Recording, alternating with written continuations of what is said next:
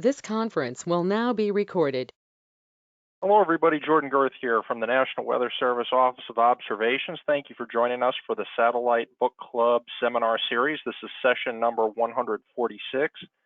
Welcome to the first day of meteorological summer. The title of today's presentation, Incident Meteorologist, A Day in the Life. We're glad to have presenter Bruno Rodriguez, the Fire Weather Program Lead for the Weather Service Forecast Office in Denver, Boulder, Colorado with us today. Following Bruno's presentation, we'll have a discussion facilitated by Scott Lindstrom, the scientist and trainer from the Cooperative Institute for Meteorological Satellite Studies in Madison, Wisconsin. As you just heard, this session is being recorded. There will be an opportunity for Q&A after the presentation. Encourage attendees to post their questions in the chat, and we will field them in the order they are asked.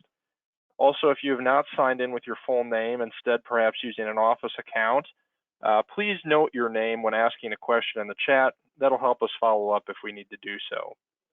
Also, please feel free to check your spam folders if you're missing Tower-S communications. We've been told, unfortunately, that some of our communications are ending up in there. We're always looking for future presenters. Please contact our Tower-S team, Kashad Bowman and Emily Maddox.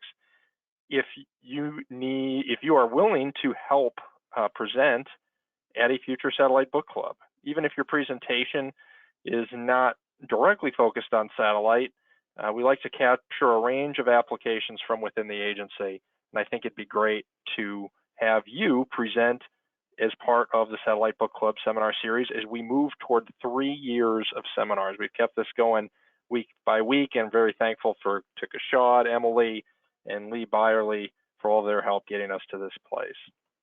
The training team can help create training materials that may be unavailable or point you to materials you may be unaware of. Brian Mott at the Office of Chief Learning Officer can help with that.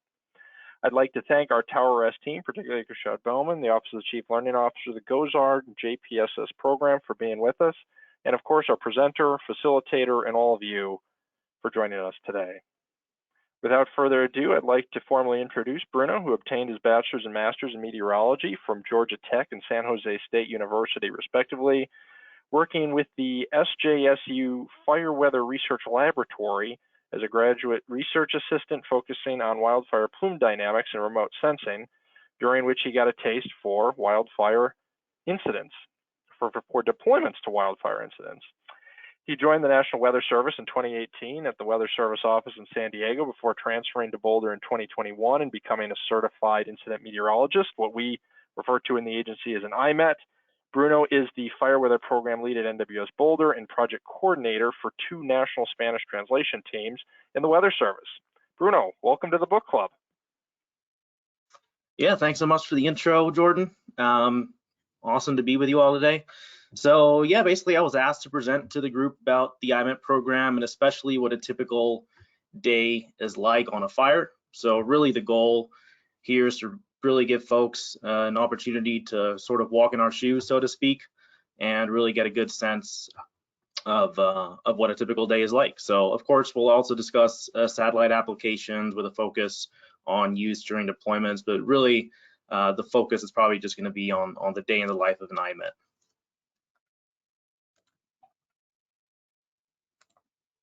All right, so kind of big picture overview and how we got there, where we started. So a lot of you may be familiar with the year 1910. That was the year of the Great Fires, and that really kind of propelled a change in the paradigm of fire suppression. We really kind of geared more towards fire suppression after that, more than land management. But that also spurred some changes on our agency side, obviously then the Weather Bureau, and a more increasing emphasis on obviously fire weather services. So 1914 was the first time that we actually issued a fire weather forecast from the Weather Bureau. And the first time that we had a meteorologist deployed to a fire was actually in 1928. And there's a picture a little bit after that, around 1930 in the top left of some IMETs preparing some fire weather forecasts way back then. So in the 1930s, they started coming out with some vans or campers that were equipped with various sensors, and so those were utilized all the way through the kind of mid 20th century. And then in the 1990s, we transitioned to what we call our AMERS units, which is all hazards meteorological response system, essentially. Fast forward to today, our program's grown significantly. So right now, or well, at least as of last year, we're at about 82 certified incident meteorologists and 32 trainees. So this is the largest that the program has ever been, which is really good to see. So I want to give a little bit of perspective on how the actual dispatch process works and some of the logistics behind it. So typically we'll mark ourselves as available on a calendar, and if we're available, we're subject to getting a call from Larry, the National Fire Weather Operations Coordinator, and he'll tell us that a certain incident is requesting an IMET. So the request will come with a certain request of arrival time, and generally speaking, the average time between your initial dispatch call from Larry and the time that you actually arrive on ICP, we average about 18 hours, which is really quite short, considering that a lot of the times it involves significant travel. You may be traveling across the country, maybe even all the way up to Alaska if you're a CONUS IMET. And obviously there's some preparation involved with that as well. So picture it as just an example of our AMERS units, obviously much more condensed now, but this is where we carry everything that we really need to be self-sufficient.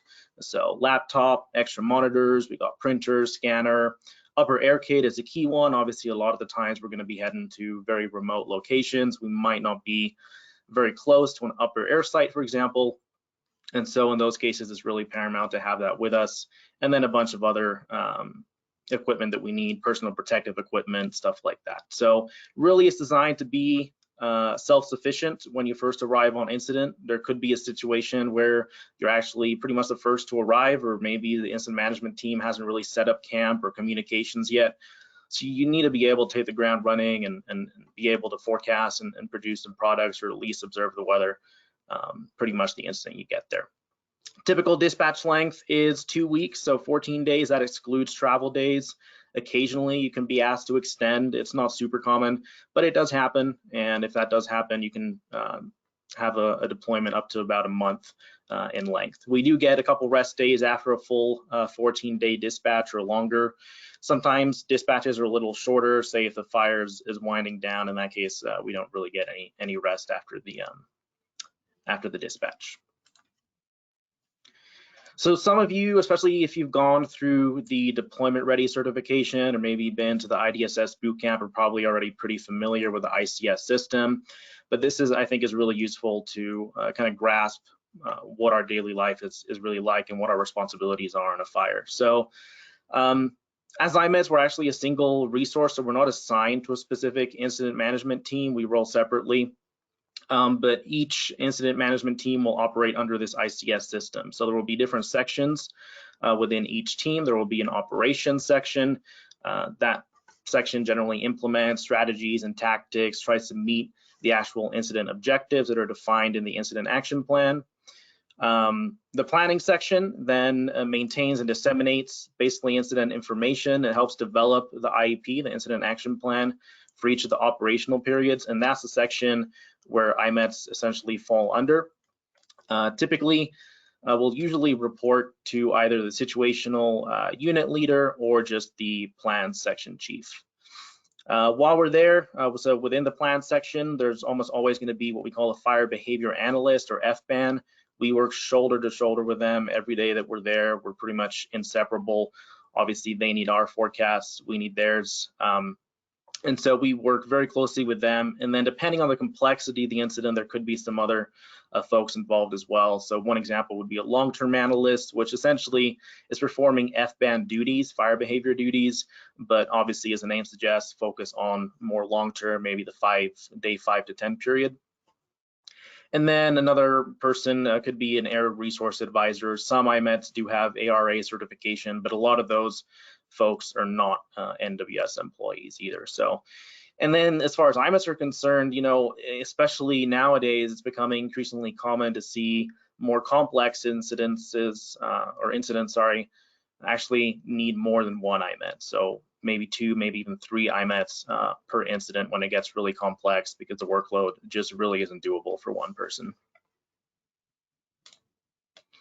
Before I dive into kind of our duties, I thought it would be nice to just kind of give an idea of the camp life life at the ICP, if this is something that you're not really used to or maybe think you're interested in. So typically they'll set up camp at schools or fairgrounds. They're pretty common ICP locations.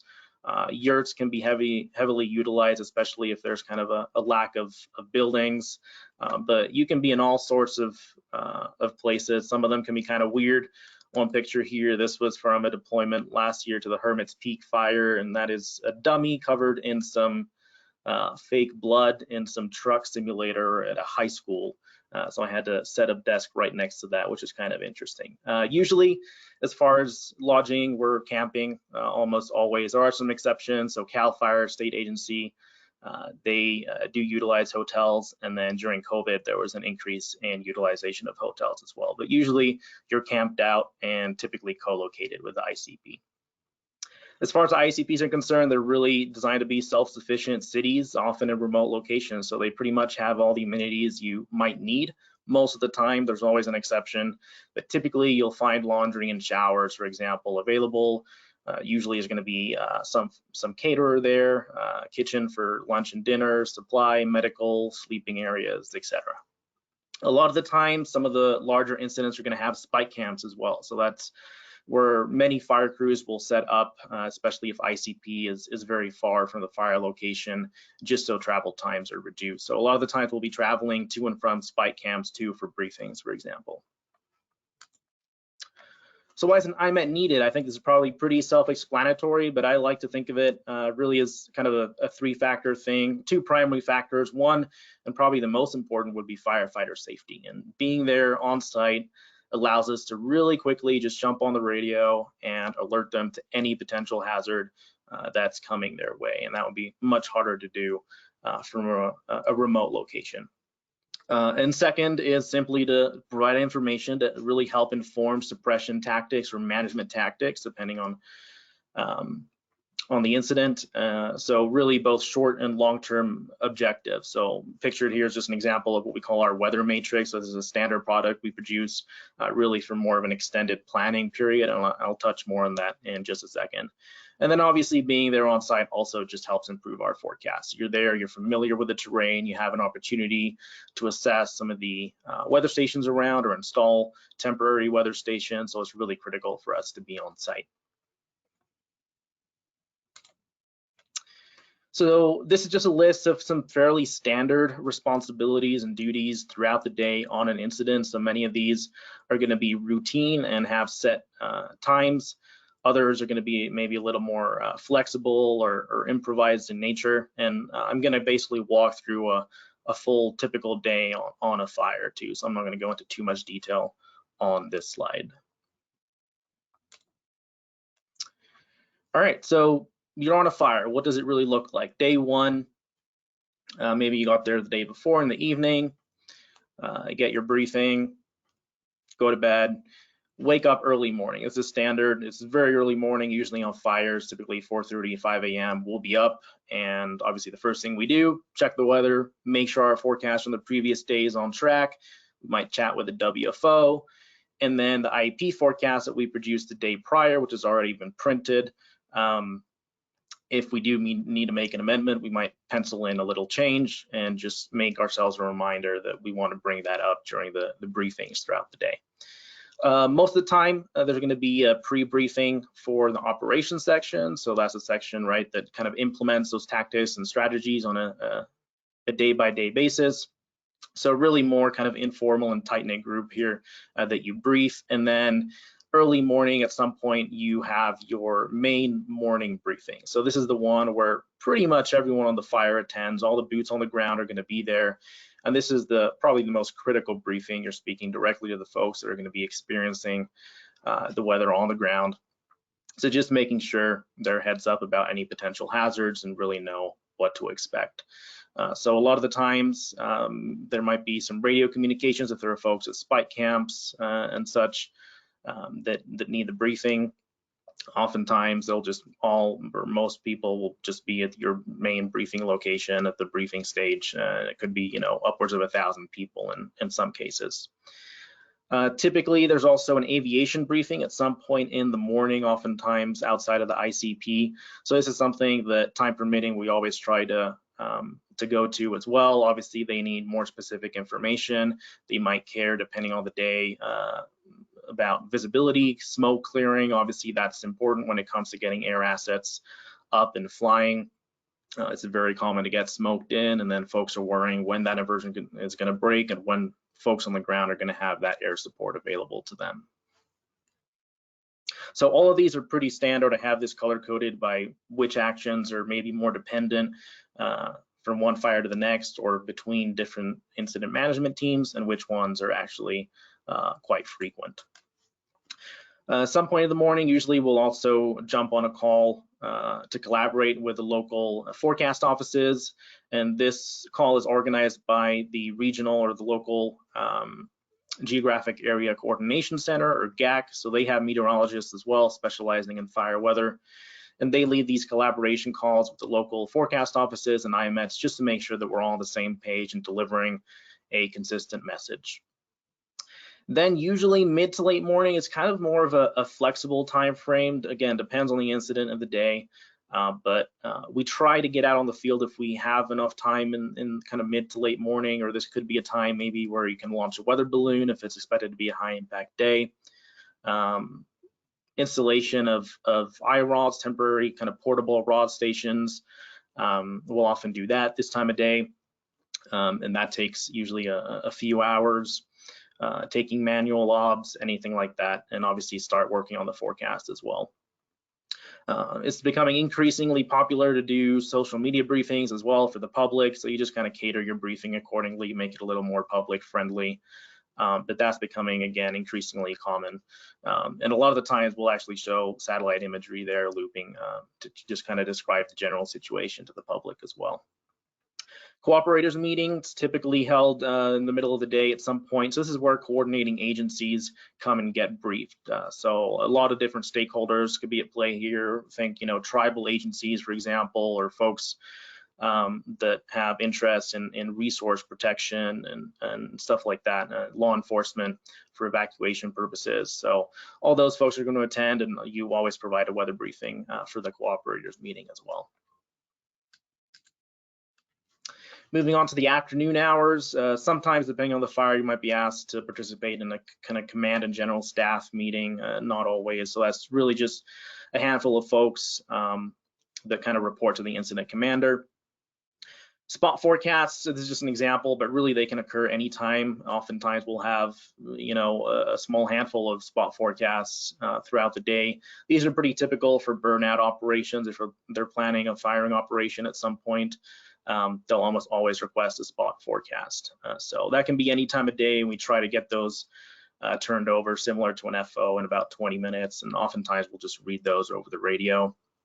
Media interviews, very common on fires as well, especially if it's a higher impact fire or you're kind of in an urban area, for example, or close to one. They're going to be a little more frequent as well. On an active weather day, it's likely we're going to have to be doing radio updates again, really at any point throughout the day. So things like thunderstorm, outflow winds, lightning, if we have pyroconvection, potential plume collapse, if we're able to identify that ahead of time.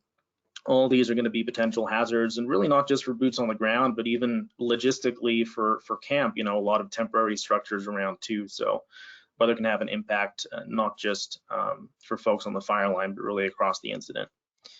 Weather Matrix, which I mentioned earlier, is one of the products that we produce more for long-term planning. So that's usually due in the afternoon. It's more of a 5-6 day outlook. And then stemming from that, so that's really designed for the planning meeting, which occurs sometime late afternoon. So that, as the name suggests, is really planning for the subsequent operational period. So looking out ahead 1, 2, 3 days, going through the forecast for that period, and just giving folks an opportunity to chime into the plan before they actually formally approve the plan for the following operational period. Most fires, again, some exceptions, for example, CAL FIRE does 24-hour shifts, but in most cases, there's both a day shift and a night shift if it's warranted. So much like the morning briefing for the morning crews, we go ahead and we brief the night crews during the night shift briefing, usually a smaller crowd, understandably. A lot of the times in the evening, that's a good time to hold community meetings. So they usually bring us out, for that if we're available. Sometimes these meetings conflict and there's nothing you can really do about it. In the evening at some point, that's when your IEP inputs are due. So this is really the official forecast for the incident for the next operational period. So the weather forecast is just one component of the IEP. Then there's the fire behavior forecast, safety page, radio information, comms plans, all that kind of stuff. But really, this is the crux of it. Then usually the operations section, much like their initial morning pre-brief, they'll have a debrief in the evening, and then we just kind of wrap up with forecast stuff, updating documentation, that kind of stuff before we head to bed. So, you know, it can definitely be a stressful environment to work in. You can see some things that can be upsetting, you know, especially over the past few years. I think we've all been pretty aware of some pretty devastating fires, both structurally in terms of damages and unfortunately loss of life as well. So you have to be prepared to kind of deal with that and see those things firsthand. It's a very fast-paced environment, usually a lot of media attention. In some cases, depending on the impacts, you might have governors coming through and you may need to brief them as well.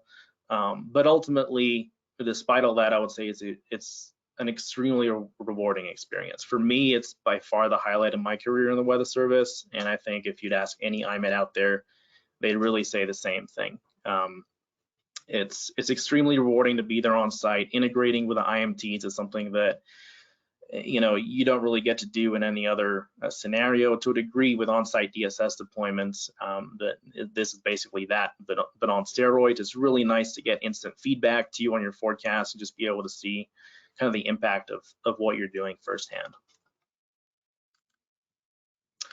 So being Satellite Book Club, I didn't want to take a couple of minutes, obviously, and cover some of the satellite applications. And this is by no means exhaustive. This is just what I came up with personally, but I'm sure you can ask any IMET out there and they'll have a bunch of different applications as well and thoughts on this. So detection of new fire starts, this is maybe more applicable or more widely used at the FO level more than on an incident. But certainly, you know, if there's, for example, a dry lightning outbreak, even though folks on the fire may have air assets up trying to identify new starts, it's certainly still something that we're going to be monitoring closely in terms of providing them any potential information on any kind of fire start. SIMS lightning cast, so this is fairly new, I believe, and I've actually not been able to use this on a fire just yet. I have used it for on-site deployments though, and it's really promising. So this basically uses multiple satellite channels to derive the probability of lightning within the next 60 minutes, I believe. So obviously that can have important implications when it comes to potential weather alerts, for example, on an incident. Just general monitoring of fire intensity and fire spread, and of course pyroconvection, so pyro-CB development.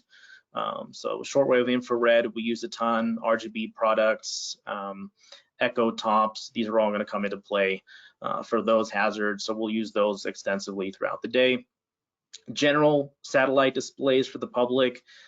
I always love to have a screen just available for folks where I'm sitting to just come up and see current satellite loop, maybe true color imagery, something that looks good and just gets people to come up to you and be curious and ask questions. I feel it's a really good way to engage folks and they really like that. VERS Modus product, you know, this is one example. Obviously, you can get this both day and night, which is certainly a plus. Thermal hotspots are used quite a bit. Obviously not perfect, but in a lot of situations, they could be a fairly appropriate proxy for estimating fire perimeter. A lot of the times we might not have access to IR flights. Say we're really smoked in for a period of a few days. I had that last year up in Idaho where they really couldn't get any air assets up or any NIROPS flight for perimeter measurements for about a week. So in that case, those kind of VERS and MODIS hotspots were really paramount and were pretty heavily used from both the IMET side and also fire behavior. One thing that's pretty new for us in the IMET world is the cloud AWIPS. So that's kind of coming down the pipeline. Originally, we've always used Thin Client, which I believe is also being used at some CWSUs. And at least on an incident, especially with low bandwidth, it really wasn't usable, at least for me. In my opinion, it was just too slow to be useful and just took too much time. So OPG started trialing cloud AWIPS in 2021 with a small handful of IMETs on a volunteer basis, and then on a more operational basis last season was really the first season that all IMETs got to get a real taste of AWIPS in the cloud and provide feedback as well. So what I'll say is that it's definitely game changing. I mean, the speeds were night and day compared to Thin Client, and when you're on a fire, time really is everything. So it's really an amazing improvement with respect to Thin Client, and it's almost comparable to the speeds at an FO. So even with low bandwidth situations, at least in my personal experience, it seems to work fairly seamlessly without too many issues with speed or anything like that. In terms of product availability, it also seems to be fairly close to what's available at a WFO. We can really pretty much access anything, which I don't think was the case really with Thin Client, or at least it was a lot more difficult. Still some kinks to work out. You know, user instances are still being limited, and at the moment at least it's only seasonal, so you know, it is fairly costly. So they're trying to just keep it operational when we really need it during the height of the fire season. So there can be times still, at least currently, where during the shoulder seasons, really early or really late in the season, or say you're going on a prescribed burn, which they're increasingly asking for IMET support for that, you might not have access to this. There were also some issues with the volume browser at times, getting hung up and not being able to select variables, and some issues as well as screen sizes and not being able to see the entirety of some pop-ups or some GUIs. But all this is slowly being worked out. But really the bottom line is that from our experience, it's been overwhelmingly positive from the IMET side of things. And then lastly, I just want to finish with kind of a couple thoughts on potential improvements or things that we maybe still struggle with. Again, not exhaustive, just personal experience. I'd say probably more relevant for fire starts, fire detection, is the terrain and parallax correction. I know Mike Pavlonis over at NESDIS are working on some stuff for the hotspot notification tool to incorporate these corrections. But this is something that if we could incorporate this into AWIPS, I think it would make a huge difference. Here in Colorado, we really suffer from that, and it does make it difficult when it comes to kind of interpreting what's going on and being able to communicate things to our partners. Smoke, you know, I can't tell you how many forecast busts I've had on fires because of smoke. I mean, by far the biggest forecast busts are when we're smoked out. And, you know, obviously it's hard to gauge, but I think one of the most complicating factors would be just quantifying where that smoke is really located and just how concentrated it is. So being able to better quantify maybe the height of the thickest smoke could be beneficial when it comes to trying to figure out the impacts on kind of sensible weather conditions on the ground, for example. Powers to be forecasting, and especially plume collapse, kind of nowcasting plume collapse, I find it to be really tricky. You know, we can monitor things like echo tops. We can monitor just visible satellite or cloud top phase or cloud top temperature to get an idea, and obviously utilize folks on the ground as well, whether it's lookouts or webcams to try and assess the probability of a plume collapse or maybe volumetric radar scans. But that's something that we do, I think, still struggle with and can be really impactful. Satellite-derived burn severity. So obviously I know they bring in BEAR teams, burn area, I forget what the acronym stands for, I should know. But basically USGS teams that come and assess the severity of the burn and develop basically debris flow probability maps and that kind of stuff. So post fire hazard identification. And I know they leverage satellite products, but a lot of the times these teams really don't don't come out to the fire until it's essentially been contained. So for large incidents where the fire is still ongoing, you may run into issues where you're expecting an active monsoon day and the fire's still on the ground, but you have a significant area that's severely burned. So maybe more guidance. Maybe there are tools out there that I'm just not aware of, but just more guidance on assessing soil burn severity and debris flow hazards using satellite tools. That would be great. And then lastly, I think satellite derived soundings, I think, will be taking a bigger role in the future. Obviously, I mentioned we have upper air kits, but we do run into issues with them. It can be time consuming. It can be increasingly difficult nowadays to even get hold of helium. There's a helium shortage nationwide. And so being able to access satellite derived soundings on a more routine and frequent basis, I think would be really useful. So right now, as far as I'm aware, they're really confined to polar orbiting satellites, and I don't exactly know some of the limitations or some of the hurdles behind incorporating this into geostationary orbits, but that could be something I think that we could find a lot of use for. So I think I've gone a little bit over time. I apologize. So I'll stop right here in my tracks and open it up to any questions and discussion. Thanks. Thanks, Bruno. That was great. I'm a little stressed thinking about what you'd be doing, but we'll start questions in just a bit. I just want to alert people to next week. John Forsyth from CIRA at Colorado State will discuss multi-satellite water vapor and derived products for forecasters. So another great presentation to look forward to. I see a couple of questions, but I'm going to start with, and I encourage you to have lots of questions and enter them into the chat. So I'm going to start with one from Bill Schoberg.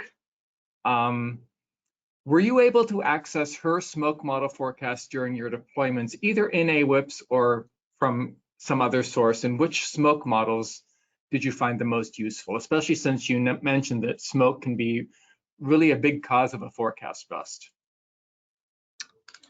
Yeah, good question. So absolutely. I mean, we really, the HER smoke forecasts are heavily leveraged by all the IMETs. Same with the RAP ones. Recently, I don't know if it's an issue with, I think it's just the domain of the HER. It's confined to the CONUS. But for example, the Canadian wildfire smoke, a lot of that wasn't being ingested with the HER smoke models, but you could see that with the RAP. So we use those extensively, both the near surface smoke and the vertically integrated. And it's definitely helpful. And I would say it's one of the only, smoke forecasting tools that we're aware of as IMS and that we use extensively. So great. Jarell Torres from CIRA comments that this is a great presentation, and I agree. Do you access any of the products online or via web pages, either the GOES or the VIIRS data, in addition to looking at them in AWIPS? And if you can enumerate which ones you're looking at, that would be great. Yeah, definitely. I'd say more so in the past. Now with cloud AWIPS, honestly, I think we're at the point where we can pretty much visualize anything fairly quickly and efficiently in AWIPS. So at least for satellite imagery myself, that's what I generally prefer. Really the only times that I've used online satellite imagery mostly are for kind of public, if I'm doing like a situational awareness display type thing or displaying it for a community meeting or something of the sort, then I'll pull up usually a public facing web page. College of DuPage tends to be my go-to. I just find that to loop fairly seamlessly. But in terms of kind of VIIRS and MODIS and Go satellite, typically I'll utilize AWIPS for that. Great. I have a comment. 14 days away from your family, that seems very challenging both to me and to the people you leave behind. I'm just wondering if you can comment on that. I'm kind of wondering, what's the ratio of married to single IMETs? I don't have that number off the top of my head. Yeah, it's difficult. I don't have a family of my own, so I think I'm in a better position to do this. There are IMETs out there that are married and have kids and all that, so it can be done. But it certainly places an extra burden on it. It's tough. I'd say it's almost just as tough for the folks at home than it is for you on a fire. And it's not uncommon during busy fire seasons to have back-to-back deployments too. So you could be home for a couple days and then you're right back out. Or you spend $200 on groceries and you get a call 2 hours later that you have to go to a fire. You're like, well, dang. Put them in the freezer. Yeah. Nick Perselli asks, you said there were 82 IMETs in the program, and I know you mentioned this, but how many of you guys are usually deployed to these fire events? So I'm not sure if you're asking for kind of a given season. Obviously, it varies a lot, but most certified IMETs, as long as they're available for a good portion of the year, will have an opportunity to deploy at least once a year. Generally speaking, the further west you are, longer the fire season is usually, and typically Western region IMETs or Central region IMETs maybe get out a little more frequently. Obviously, we've done non-fire deployments as well in the past. That was a little more frequent, I'd say, a few years ago. Now, with kind of the deployment-ready efforts, a lot of that is being handled at the FO level, not necessarily by IMETs. But yeah, I mean, folks, we try to get folks out pretty much every year. It's a matter of proficiency too, making sure that we stay proficient and are able to do that. Great. Bernie Connell asks, what percentage of fires that you have been on are in mountainous terrain? From my experience so far, granted, I've only been doing this a couple years, but 100%. I've been on about 6 deployments, and all of them were in complex terrain. So usually I'm located in Boulder. So a couple of years ago, we had the Marshall Fire, really grass fire, wind-driven. Devastating, was the most devastating fire in state history, and even a couple of fatalities with that, unfortunately. But the grass fires are usually very, very quick to be put out. It's usually they're going to be wind driven, maybe with a frontal passage, and within 1 to 2 operational periods they're done. So it's rare for incident management teams to request an IMET for that kind of a fire. Usually the more complex the terrain is, the more likely that you're going to go extended attack and really require extended IMET support. How long after you arrive on site do you become familiar with the local idiosyncrasies of the terrain that might be driving the weather? Do you ever really get a good handle on that, or is it something you kind of pick up on after a couple days? It can definitely take a while. We try to mitigate it as best we can. A lot of the times, if it's convenient, we'll try to swing by the local forecast office or the local GAC. And so we'll have an opportunity to chat with them and get their insights. Obviously, they have a much better handle on their local terrain likely than we do, so they can really get us started on a good foot. So that's really, really useful, and same thing applies to those kind of collaboration calls with the FO and the GACs.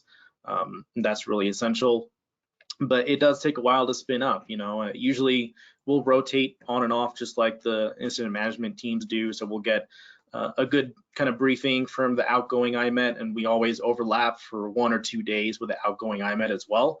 So they've had the time to really kind of get acquired and accustomed to the local weather patterns, local terrain effects and such, and so they can brief us on that as well. So that's really useful. But yeah, it can, especially if you're the first IMET there and it's a country that you haven't been to or terrain that you're not familiar with, it can take several days to really get familiar. Yeah, or just learning the names of the counties. That too. Yeah. Liz Klein asks, what is your estimate of the percentage of women in the IMET program, or perhaps better for a personal perspective question, on deployments you have served on, what is the usual percentage of women? That's a great question. As far as IMETs are concerned, if I had to ballpark it, I'd say maybe 15 to 20%. It's not a great number. We've definitely been improving. but it's something that we need to look into a lot more. And I'd say the number probably isn't all that much different when you're looking at the IMT side of things. With the fire agencies, it's still a male-dominated field, male-dominated environment, but we're certainly trying to change that. Okay, and Brian Kern asks, well, he says, great presentation, Bruno. I understand that IMETs eat the same food prepared for fire line fighters.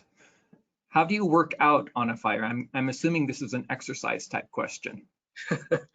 Yeah, that's a good question. I didn't mention that. So yeah, I mean, firefighters get their little brown bag packed lunches, and each one of those is something ridiculous, like 4,000 calories or more.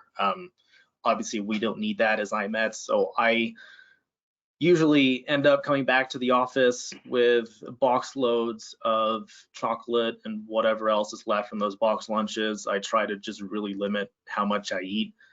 I genuinely don't have much time for exercise when on a fire.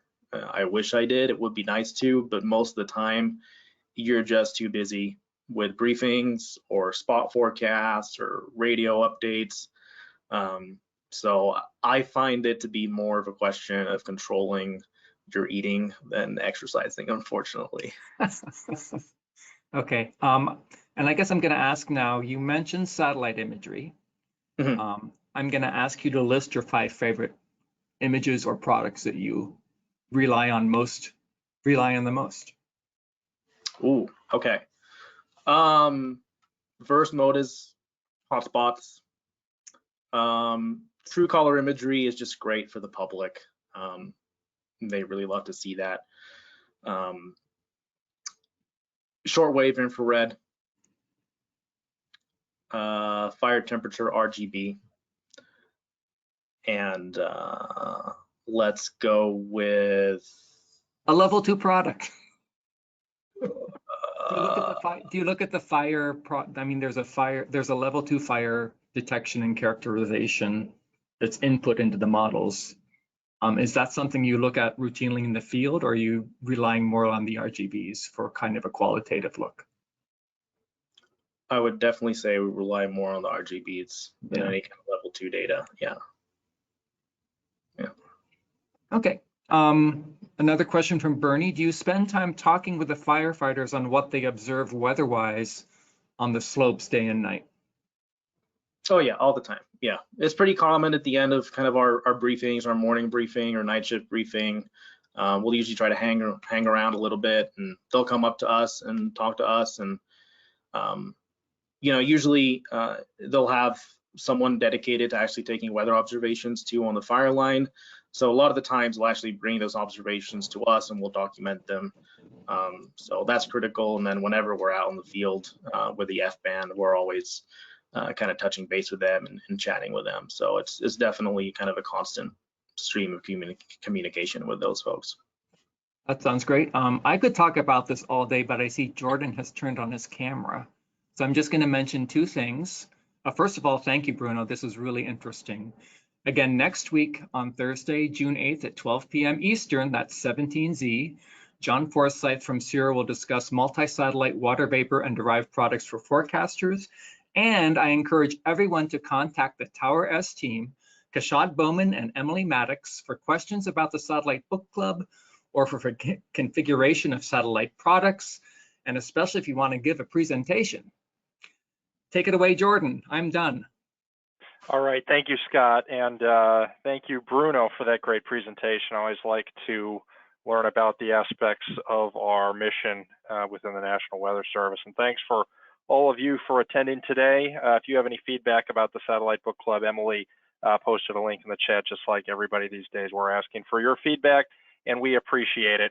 And we hope you'll join us again next week. Thank you so much for being with us. And once again, thanks to our presenter and facilitator. Happy summer, everybody. Take care.